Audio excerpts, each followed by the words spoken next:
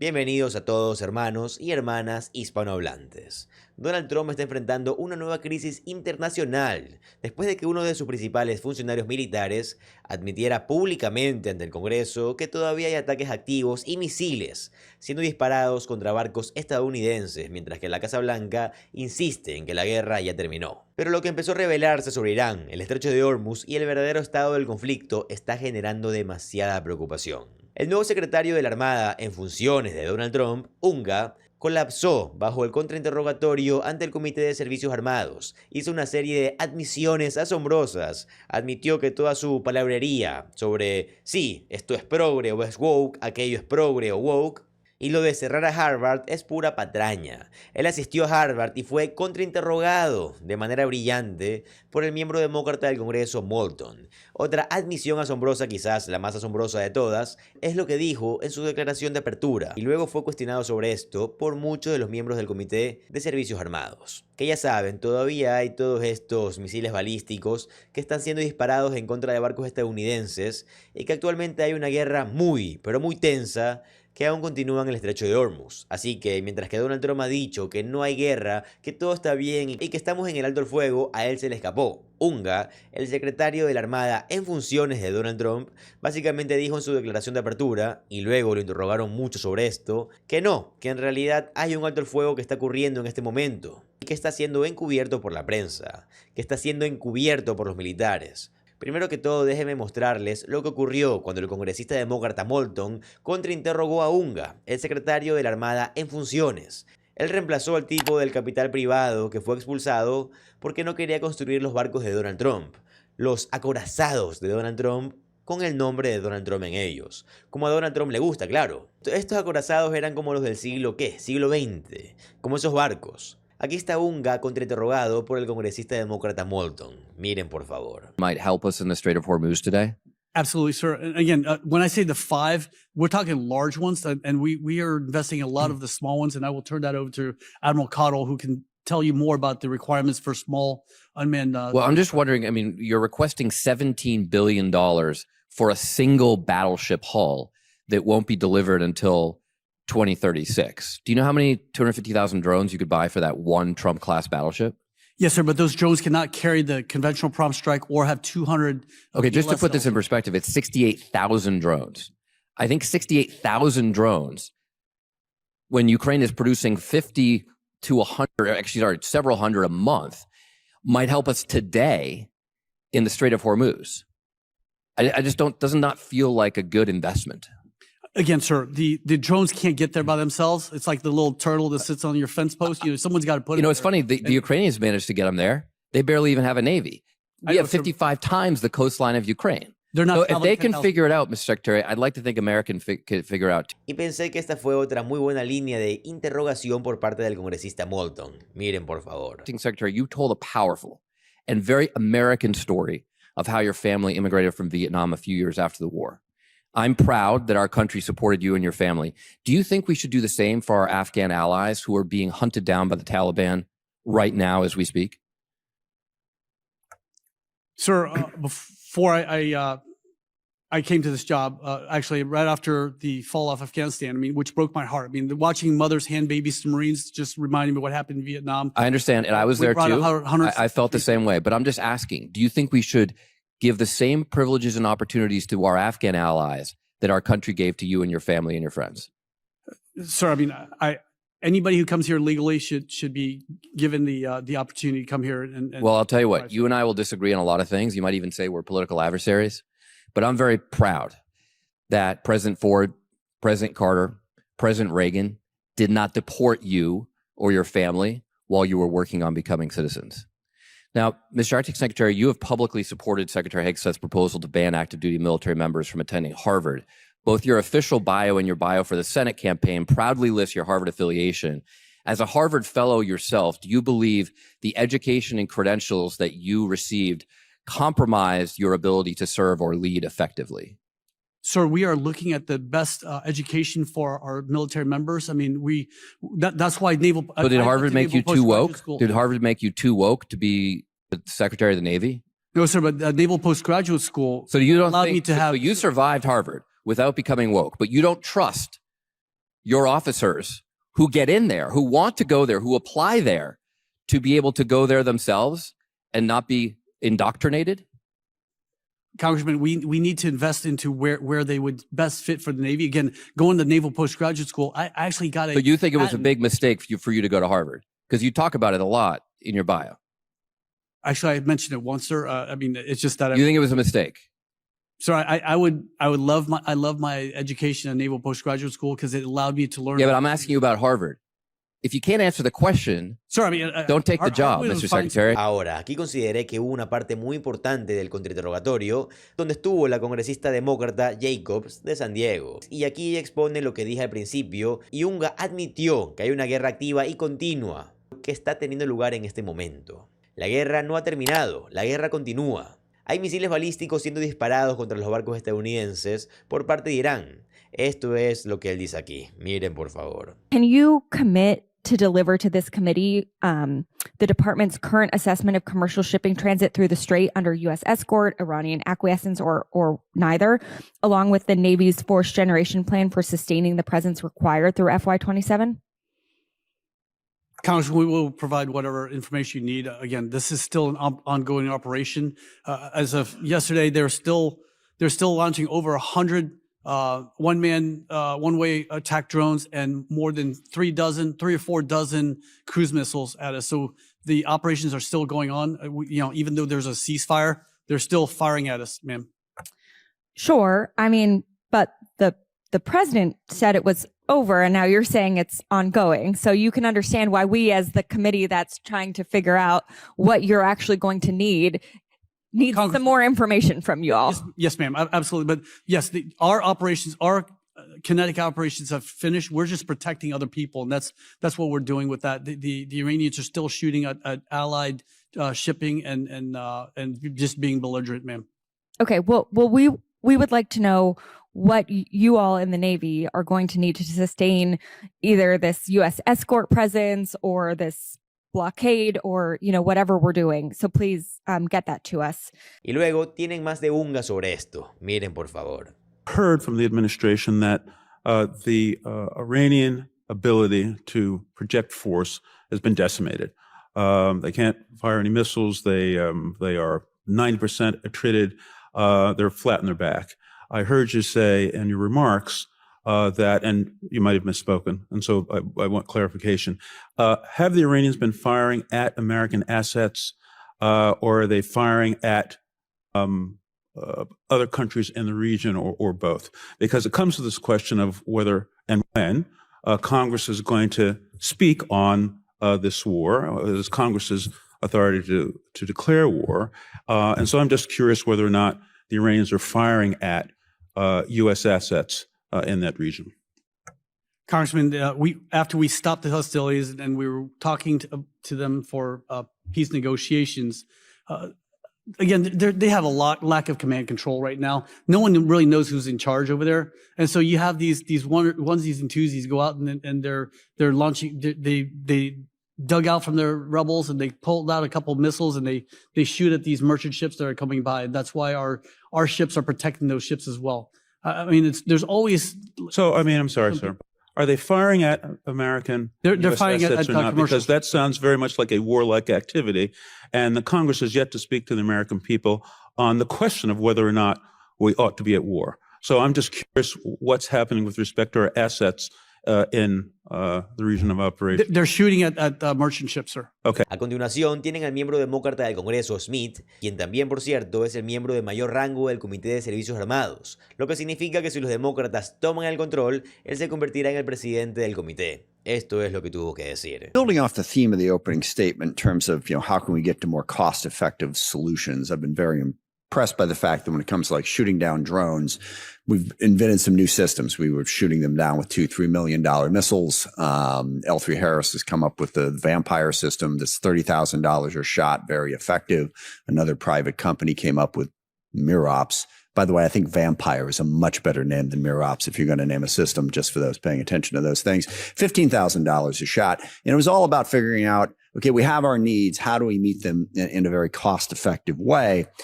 what is the equivalent in the Navy and Marine Corps in terms of how you're thinking about meeting your needs in a more cost-effective way? And that's one of the many things that troubles me, again, about the battleship. We look at new technology, new ways to deal things, all these demands, asymmetric advantages, and we come up with, say, you know what, we're going to go with a massive $22 billion solution. That seems to be the exact opposite of taking advantage of modern technology to meet your needs in a more cost-effective way. So how are you all thinking about options equivalent to, instead of 2 million, we're going to do 30,000 and achieve the same objective, and using new technology to get there? Ranking member, you're absolutely right, sir. I mean, when we're launching an SM-2 missile that costs $2.25 million per shot to take down a $1,000 drone, it's ridiculous. And that's why electronic warfare is so important. I mean, we need to cover everything from 30 megahertz to 8 gigahertz with no band breaks in between, but also we need static radar to look at it, but also gimbals, because a lot of their cross-section, the radar cross-sections of these drones look very similar to our aircrafts as well. So there's many options out there. And you mentioned like a large ship. Well, there's, as far as I was in the Navy, even all the way back to 2011, when I worked in OBNAV N96, the Surface Warfare Division, we had a requirement for a large combatant. It's called CGX at the time. Because we've got a lot of requirements, Mr. Yes, sir. Secretary. One of the things that I would suggest that we're going to need to do is get out of the requirements-based approach. I mean, so much that goes on at the Pentagon, and I think the chairman agreed, is we all sit around and come up with requirements, okay? And there's, tens of thousands, hundreds of thousands of pages of them. Let's focus on what actually needs to be done instead of, well, we got a requirement for it. We got to think through it a little bit more than that. Sorry to interrupt. Just had to make that point. Go ahead. Thank you for that.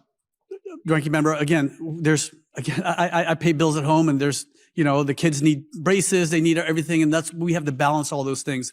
But again, with the battleship, the problem is that your DDGs are so decked out right now. The Pinckney, USS Pinckney, is the only ship in our fleet that has a Slick 32 Victor 7 for electronic warfare. And I mean, I told you yesterday, I mean, it looks like a big chipmunk with a mouthful of nuts right now because it's so overburdened. And that's why we need a large combatant that has all electronic warfare, as well as 200 VLS cells, including conventional prompt strike. Imagine a missile that can go from here to the West Coast in 16 minutes that the enemy can't stop. And this is what's going to deter the enemy. Meanwhile, we need to also invest into our shipyards. We need to invest into our electronic warfare, and as well as our sailors and Marines as well. And this is why the job of balancing the budget is so difficult. And sure. Again, I want to I'm sorry, sir. Go ahead. Yeah. One other question on that.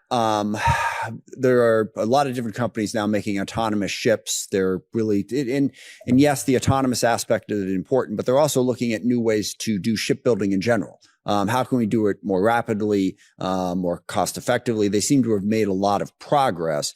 What are the principal lessons that have been learned from that regardless of what we're building, whether it's a battleship, an aircraft carrier, or something smaller, that we could do it more quickly and more cost effectively? Both Admiral and Mr. Secretary, if you can. Well, again, I'll turn to Admiral Cottle in a second, but it's just about using AI so we can streamline our processes as well as additive manufacturing. But Admiral Cottle? Sir, I would say when we were upside down, as the Secretary is talking about on kills, cost per kill with SM2, SM6, we fielded and rallied very quickly during Red Sea operations, Rough Rider, to actually get on board our strike groups, Roadrunner, Coyote, and Hellfire, instantiations of that, to really turn that very quickly. That took collaboration from our Surface Warfare and Mine Development Center, from Surflant, from Dahlgren, and of course NavWar, to get those TTPs, bake that in, get it certified, and every strike group has deployed with that. It's much more effective, and that learning happened very quickly. Directed energy, of course, is part of that in electronic warfare. Some of the things that, I'm out of time. I apologize for that. But I don't want to take too much time. But those are exactly the types of answers that I think we need. Y esta fue parte de la declaración de apertura, donde Unga admitió que se tienen estos misiles que están siendo disparados. Los barcos estadounidenses, los barcos de la Armada de Estados Unidos están recibiendo disparos, lo cual, por cierto, está siendo encubierto. Pero claramente a él se le escapó. Miren, por favor. American sailors and Marines are currently on the front lines of freedom in operations to protect our republic. Lincoln and Bush Carrier Strike Groups and Tripoli Amphibious Raiding Group with the 31st Marine Expeditionary Unit are in the Arabian Sea protecting merchant ships and stopping illicit shipping by a terrorist regime. Destroyers Arleigh Burke, Bulkley, Oscar Austin, and Gonzalez are protecting our allies in Mediterranean against cruise missile attacks from Iran. In the Caribbean, Iwo Jima ARG-MU is stopping narco-terrorists from poisoning our Americans with illegal drugs. Ahora, mientras observamos todo esto, quiero recordarles, por supuesto, el interrogatorio que tuvo lugar casi al mismo tiempo en el Senado de los Estados Unidos, donde el almirante Cooper, comandante del CENTCOM, fue contrainterrogado por el senador Blumenthal. Solo para recordárselos, miren por favor. Regardless of what the numbers are, Iran continues to pose a significant threat to shipping because it has missiles and fast boats and other assets that are available to attack shipping in the area, correct? Senator, in each of those cases, their capability have been significantly degraded. If I just use my own professional experience, in 100 transits through the Strait of Hormuz, you would typically see 20 to 40 fast boats, and lately we've seen 2 or 3. So the degradation means it's been significant, but some residual capability does exist. With respect to the threat that remains, your forces were successful in Project Freedom in enabling ships to go through the Strait, correct? That's correct, sir. And Project Freedom was stopped for what reason? So I think I'll look back a couple of days ago on the chairman of the Joint Chiefs testimony before the Senate Appropriations Committee. I think he characterized it well. The situation in the Strait of Hormuz is rather complex these days, and I would offer just these quick points. First and foremost, the United States controls via our blockade, which I'd be happy to talk about, the overall flow of commerce going into and out of Iran.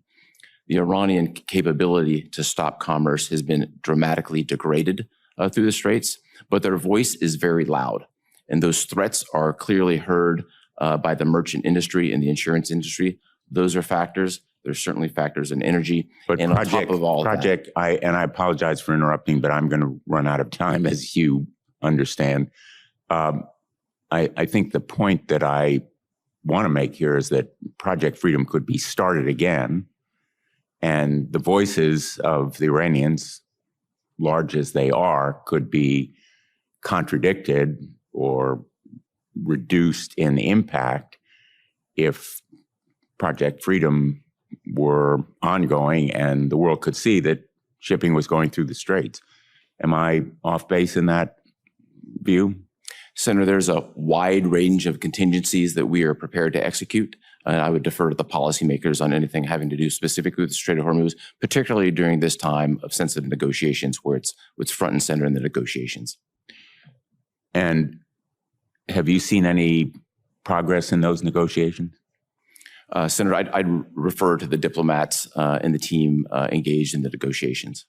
Let me ask you, in the time that I have left, one of the objectives that President Trump articulated at the beginning of this war, which in my view could not be accomplished with bombing, was to secure the enriched uranium. Would you agree that